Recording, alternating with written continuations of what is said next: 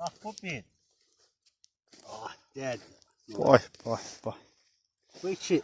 O iki. Buna bakayım. Bu üç.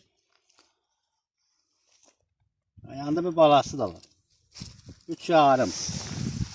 Bu dört. Bala değil. Bu beş.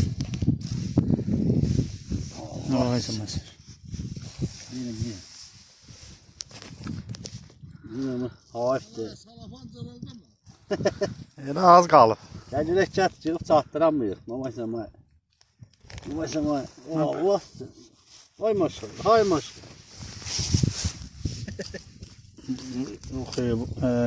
Bu da bu xəldat. Yani nereye?